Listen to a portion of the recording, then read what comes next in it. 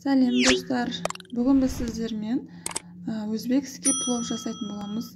Ол үшін біз қазанымызға майымызды құйып аламыз.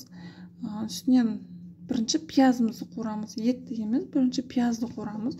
Осылай пиязымыз қызарғанша жақсылап қуырып, сосын соның үстінен ет саламыз. Пиязыңыз қаншалықты қызыл болып қуырылса, сіздің пловыңыз да соншалықты қызғылт болып, сары түсті болып, әдем болып шығады. Міне пиязымызды осылай қуырып алған соң, үстінен етімізді саламыз. Етімізді де жақсылап қуырып аламыз.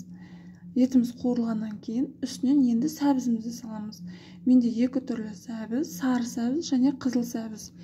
Егер сіздерде сары сәбіз болмаса, тек қызыл сәбізбен де жасауға болады. Сары сәбіз салсаңыздар, дәмдірек әрі әдемі болып шығады. Осылай сәбізімізді жақсылап қуырып аламыз. Сәбізіміз қуырып болған соң, сәбіз ет батқанша үстінен су құямыз. Кішкене батыңқырап тұру керек. Бір 10-15 минуттар қайнатып қоямыз. Оған дейін біз күрішімізді жақсылап жуып, жылы суға бір ас қасық тұз салып, күрішімізді 10-15 минутқа бұқтырып қоямыз. Содан кейін барып тамаққа салсаңыз, күрішіңіз шашырап әдемі болып шығады. Міне осылай күрішімізді салып, енді бұқтырамыз. Күрішімізді салып, астын отты қатты қойып, суы тартылғанша қайнатамыз. Бір 5-10 минуттай қайнайды. Осылай бетін тегістеп батырып қоясыздар. Міне су тартылғаннан кейін осылай болады.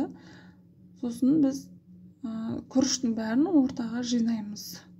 Қазір видеода көрсеткенімде ортаға тау сияқталып, барлығын жинап, су тартылғаннан кейін оттың астын жай қойсаңыздар да болады, баяу отқа. Енді осылай ортаға жинап, қасықтың немесе вилканың көмегімен күрішіміздің орталарын, осы тау сияқты жиналған күрішіміздің орталарын тесіп шығамыз. Бұл астынан ауа шығарып, ортасындағы күріштер пісуіне көмектеседі. Күріштің арасы жақсы пісетін болады.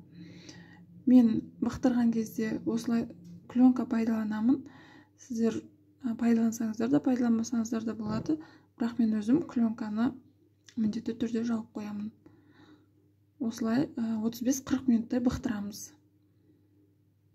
Міне күрішіміз дайын болды.